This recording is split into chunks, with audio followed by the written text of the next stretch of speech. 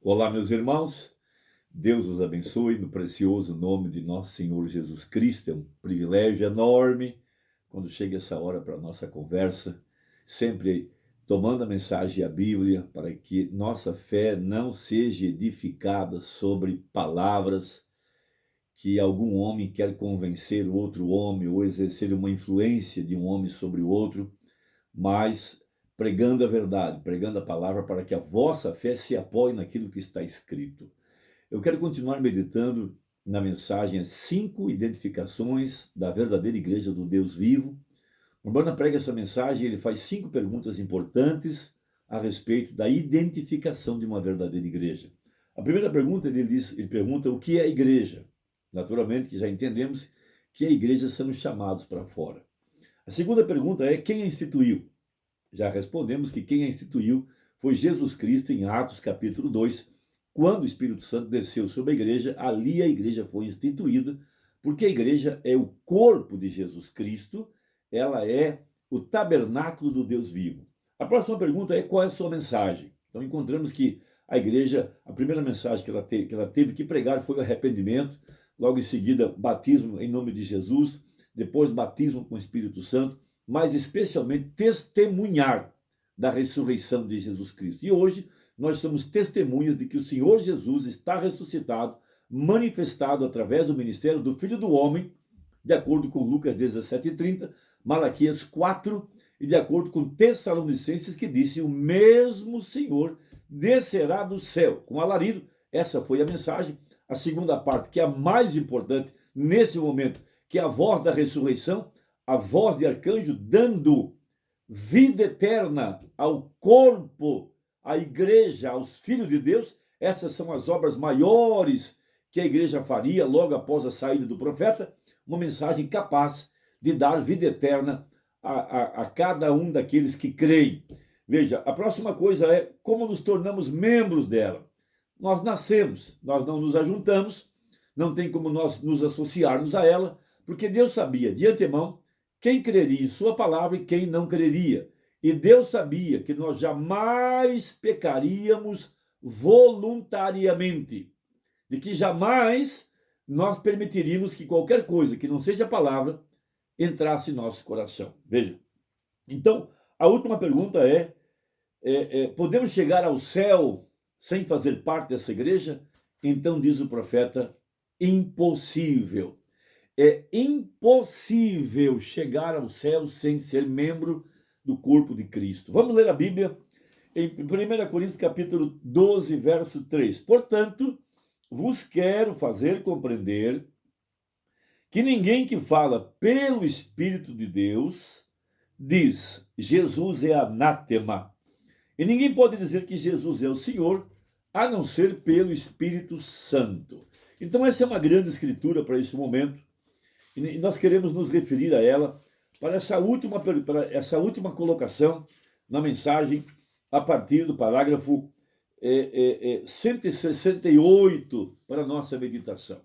Veja, vamos lembrar. Nessa igreja, nessa verdadeira igreja, ninguém se ajunta ou se associa. A pessoa tem que ser predestinada, de acordo com Efésios capítulo 1.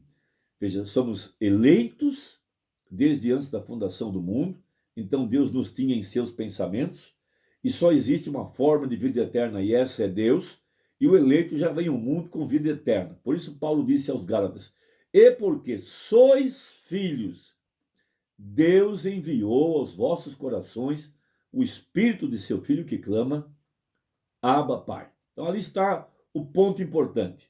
Veja, somos predestinados para estarmos aqui nessa última era, para formarmos a igreja de nosso Senhor Jesus Cristo, que estaria viva para a hora do arrebatamento.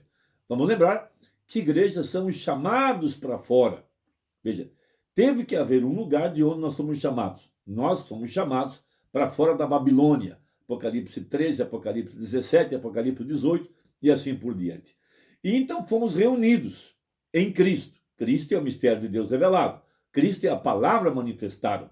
De acordo com a profecia, onde estiver o corpo, ali se juntarão as águias. E o corpo é a palavra manifestada. Repetindo o que disse o profeta na mensagem, os ungidos dos últimos dias.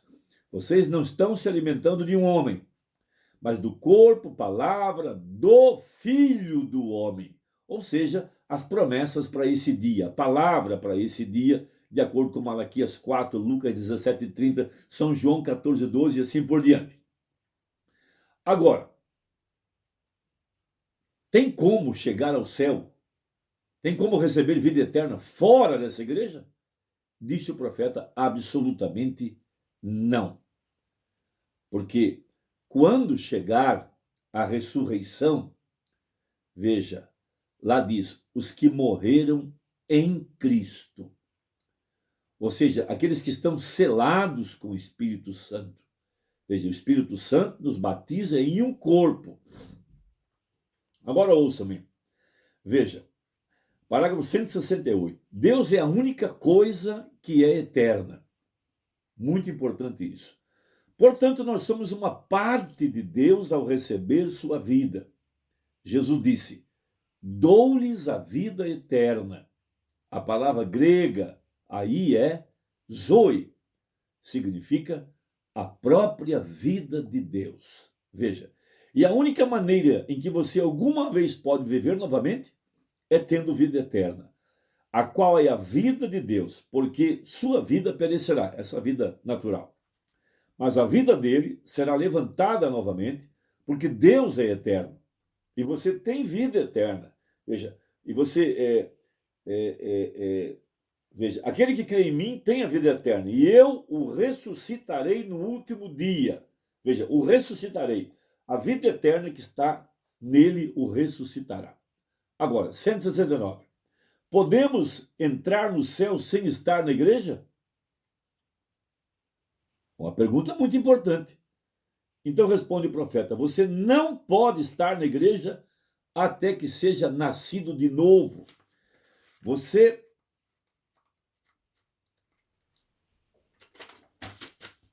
não pode ir para o céu até que seja nascido de novo.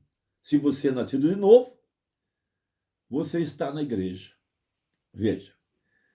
Assim você não pode ir para o céu até que seja membro dessa igreja. E você não pode ser um membro até que seja nascido nela. Veja, isso é uma coisa muito importante.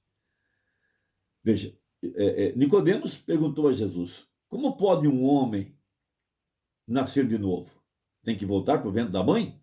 Jesus disse, quem não nascer da água e do Espírito não pode entrar no reino dos céus.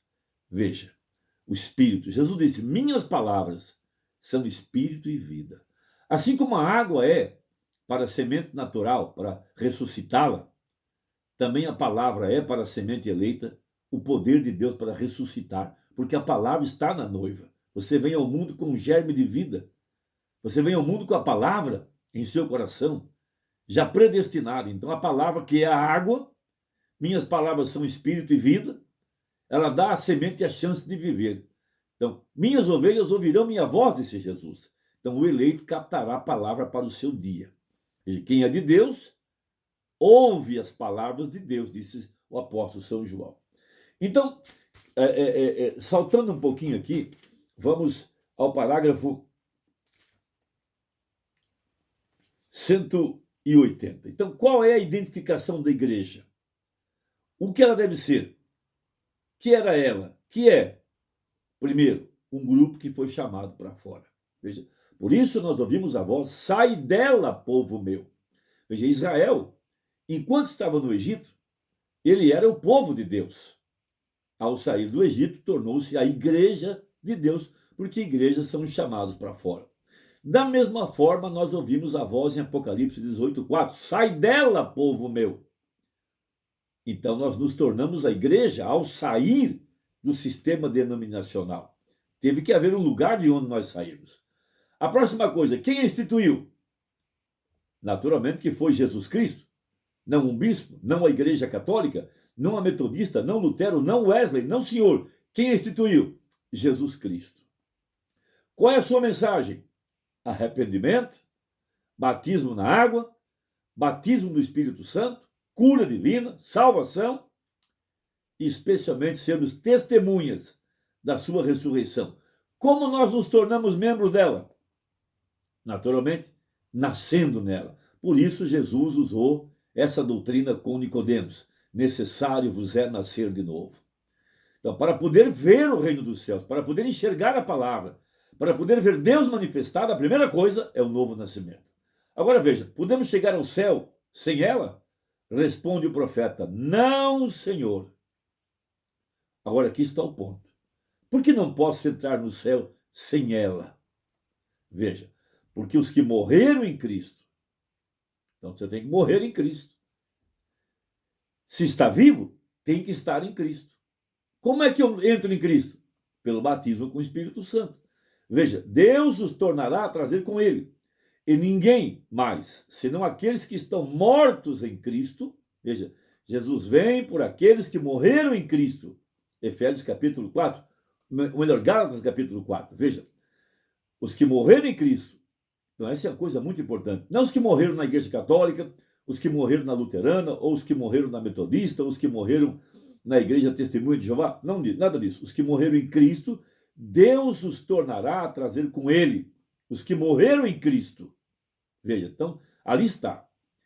Posso eu estar vivo fisicamente, mas morto? Sim, morto para o mundo. Morto para as coisas dessa vida.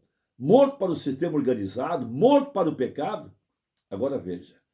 Agora, portanto, ela é um grupo chamado para fora, um grupo místico, e Cristo a pôs em ordem. Antes de morrer, ele falou da vinda dela.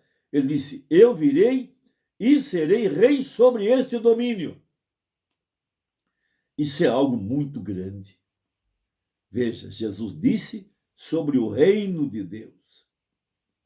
Ele profetizou dessa nova Jerusalém, dessa igreja eleita, desse domínio. Ele disse, eu vou, mas eu volto para ser rei sobre ela. Esse corpo místico, invisível. Haverá filhos em todas as nações, em todas as línguas, em todos os continentes. Mas eu serei rei sobre essa igreja. Um pouco, e o mundo não me verá mais, mas vós me vereis. Veja, não tereis nada a ver com o reino do mundo. E esta é a razão porque estão em tal confusão. É chamado de Babilônia. Veja, Babilônia. Veja, isso é onde está a grande confusão religiosa nesses nossos dias. Se você pergunta a uma pessoa, você é cristão? Ele dirá, eu sou católico. Pergunta para outro, você é um cristão? Eu sou um pentecostal. Pergunta para outro, você é um cristão? Eu sou evangélico. Veja, Babilônia, confusão religiosa. Veja, ele não vem para buscar Babilônia, ele vem para buscar a senhora eleita, a verdadeira igreja. Então, que Deus nos abençoe, espero que tenha ajudado. Veja, como é que eu entro nela? Eu tenho que nascer. Posso ir ao céu sem ela? Não. Eu tenho que estar em Cristo, batizado com o Espírito Santo. Por isso, diz Efésios 1:10, que ele reuniria todas as coisas que estão nos céus e na terra em Cristo. Ali é o lugar onde a igreja está, e só há um lugar provido por Deus para adoração. A casa da adoração é o tabernáculo, o corpo de Cristo, o corpo vivo, onde a palavra está manifestada. Deus te abençoe. Foi um grande privilégio. Até a próxima. Deixe o seu comentário. Deus os abençoe. Em nome de Jesus. Amém.